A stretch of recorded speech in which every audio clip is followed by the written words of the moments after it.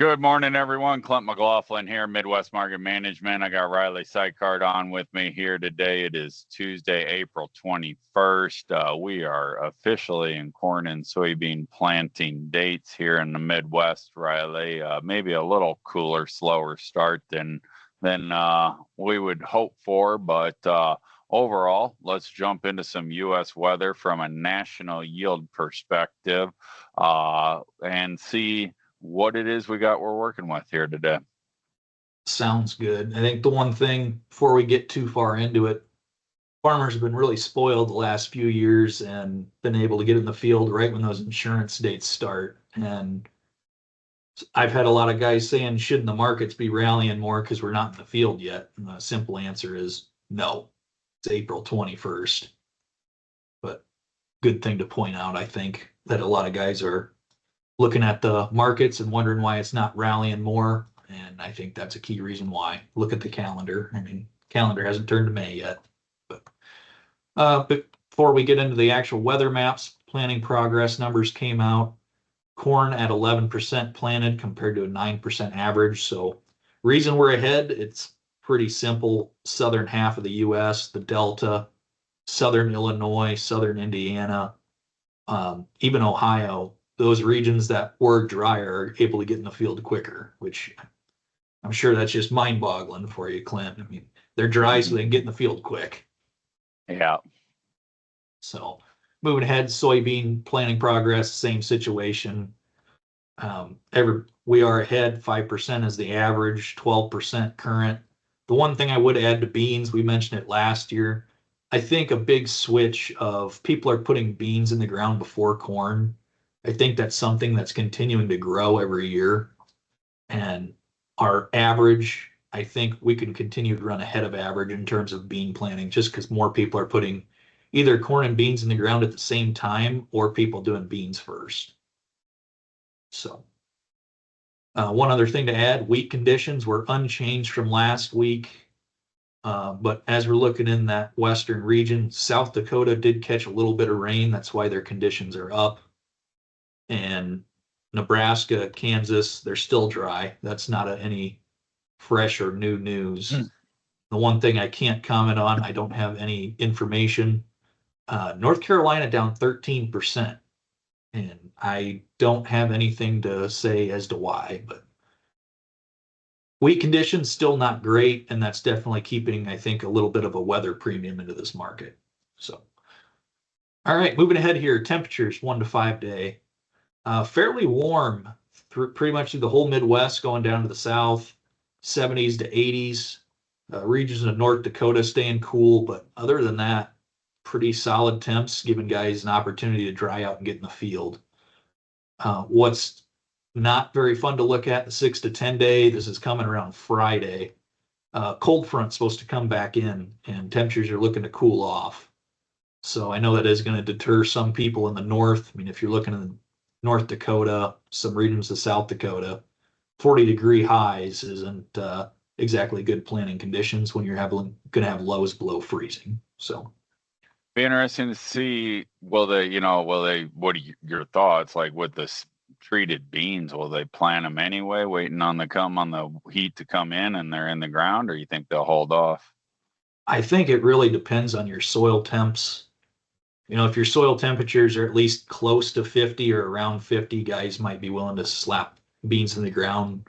Treated beans can sit in the dirt for a couple of weeks without much issues and be fine. But if your soil temperatures are still in the 30s to low 40s, that'd be very tough to push the envelope on that. Sure. Appreciate the insight. Moving ahead here, last 2 weeks of rainfall. Nothing new for everybody. We haven't had any big rain since Friday when that cell came through. It hit a lot of Wisconsin, northern Illinois. That's where a lot of that color's coming from. And then going back to beginning to early last week, heavy rains coming all the way from Texas up through that same region in Wisconsin, that everybody across the board got some rains except for that western belt. The regions that are really dry, South Dakota, Nebraska, western Kansas, those regions that got missed is definitely regions that want rain. And we are going to have to watch that closely. Clint, we talk about it a lot. Nebraska is very, very irrigated. They have a lot of irrigation to help out their crops, but those dryland corners still do matter, and there's not much rain, and if they don't get any, that certainly could be an issue for those guys, don't you think?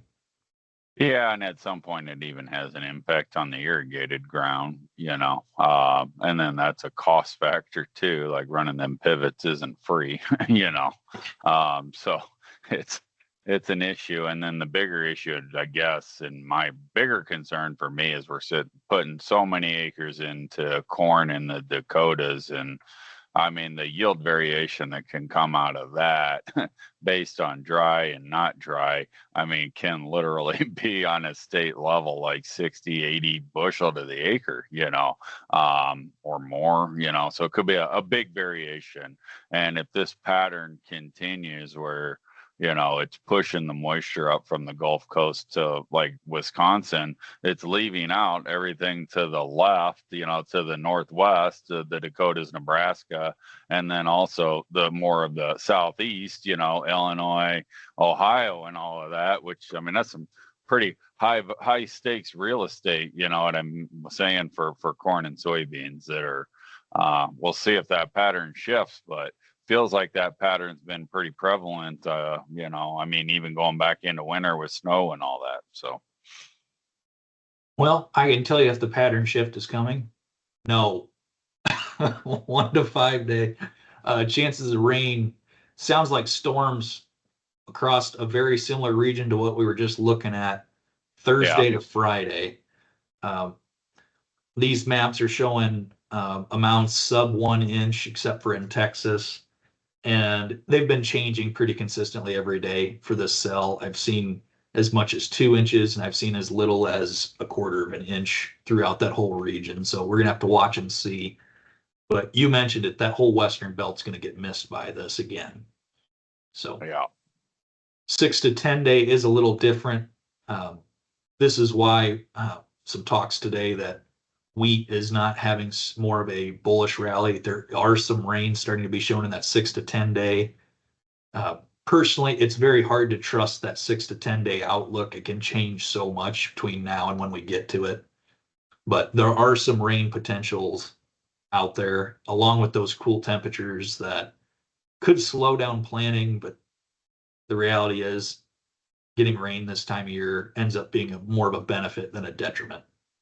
So moving ahead here, 1 to 13, where you put it all together, this map usually looks wetter than people realize. That main region that we were talking about, looking to get a solid amount of rain, the west showing enough to tide them by, and even that eastern belt, a couple inches over a 2-week span is not a bad thing. So if this all does come true, we're sitting at May 4th, couple more inches, still early enough where a lot of crop can get put in the ground very quickly. So long way to go, but I would say getting this rain is definitely helping out the soil conditions and the farmers in the long run. So that said, that's all I got today, Clint. Sounds good, Riley. I appreciate you putting the maps together. We'll be back in here Thursday for U.S. weather, let you know how we're finishing up the week. Thanks a lot and have a great day. This material has been prepared by a sales or trading employee or agent of Midwest Market Management and is in the nature of a solicitation. This material is not a research report prepared by of Midwest Market Management Research Department. By accepting this communication, you agree that you are an experienced user of the futures markets, capable of making independent trading decisions, and agree that you are not and will not rely solely on this communication in making trading decisions. Distribution in some jurisdictions may be prohibited or restricted by law. Persons in possession of this communication indirectly should inform themselves about and observe any such prohibition or restrictions. To the extent that you have received this communication indirectly and solicitations are prohibited in your jurisdiction without registration, the market commentary in this communication should not be considered a solicitation. The risk of loss in trading futures and/or options is substantial, and each investor and/or trader must consider whether this is a suitable investment. Past performance, whether actual or indicated by simulated historical tests of strategies, is not indicative of future results.